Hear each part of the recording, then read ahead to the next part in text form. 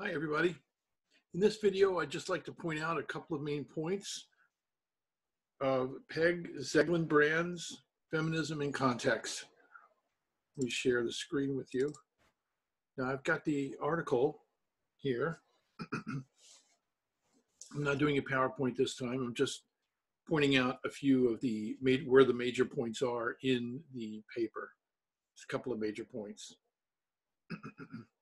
So what Brand is doing here actually is criticizing Jerome Stolnitz, who argued that contextual information about a work of art, like where it comes from, who did it, what was their intention and all that, like what was the culture they're from, what is their orientation, the male or female, so on.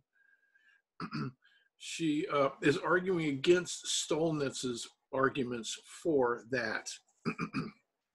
And she's arguing that contextualism, what she calls contextualism, is important in art contexts. So just a few things here. She makes a distinction between evaluative criticism. Let's see, let me find my little red thing here, a little fire.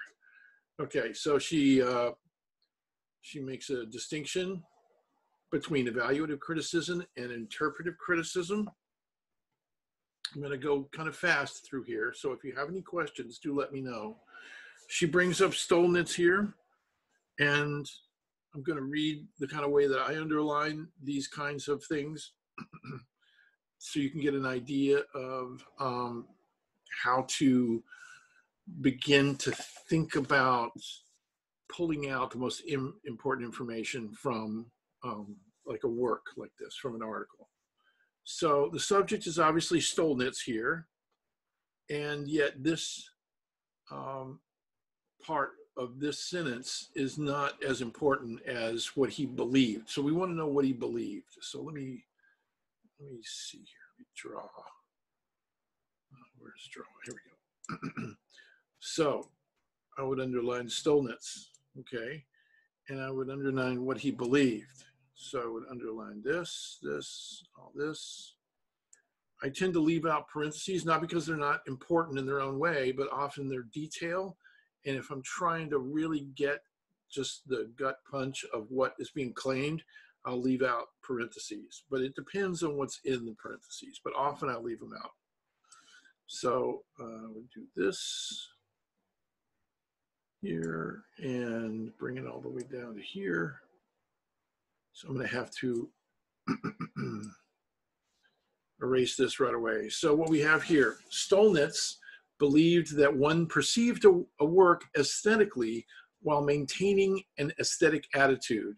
And what is that? Gratefully and submissively accepting and enjoying the work of art for its own sake, no questions asked, without challenge or criticism. So you'll recall that the aesthetic attitude, for instance, significant form is something that's found when you take the aesthetic attitude. Significant form was Clive Bell, was what his paper was about. Significant form, informalism. So Brand here is arguing against Stolnitz because Stolnitz thinks that contextual criticism is fine to sort of get a general historical understanding, but not so good for appreciation. So let me find this here. Okay. So going down a little bit.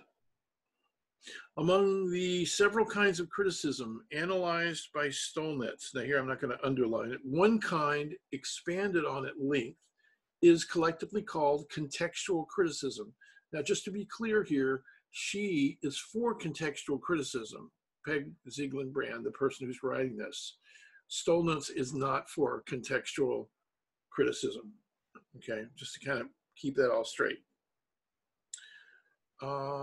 Collectively called contextual criticism, which stresses the origins and effects of the work. So this is what contextual criticism amounts to, the social, historical, and psychological contexts be aware in the article that this is what she's arguing for. So I just want to show you one other place in the article that I think is going to be very helpful to understand.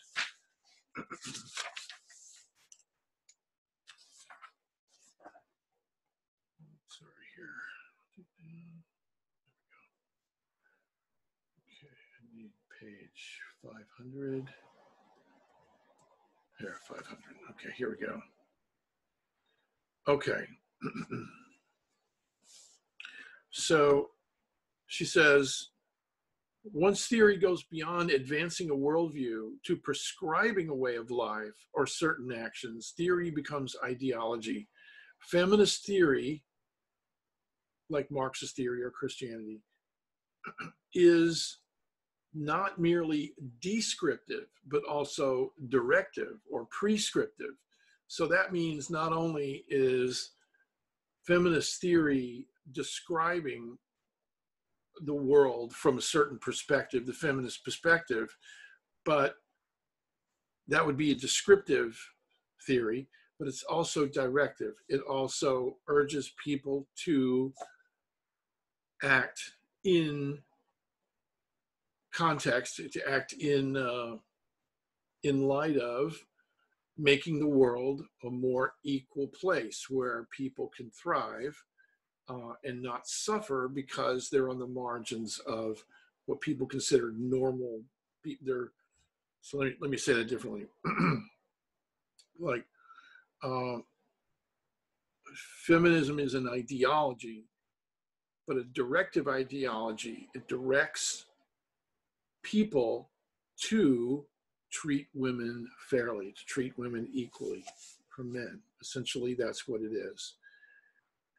Now, as Lucy Lippard says, this is a famous artist slash feminist.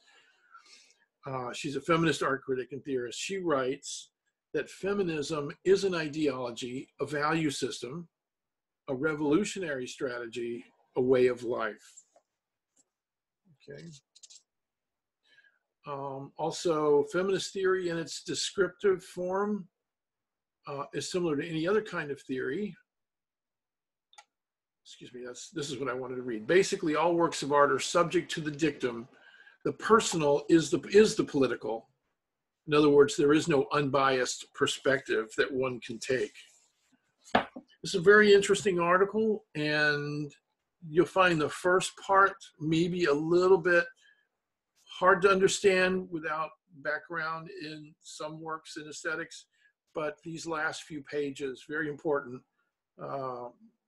It's important to understand what came before, but especially this last couple of pages, you'll find information that is even more informative and kind of makes the foregoing, what came earlier, make sense.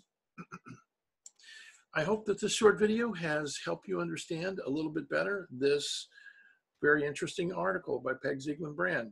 Thank you very much for your time and attention.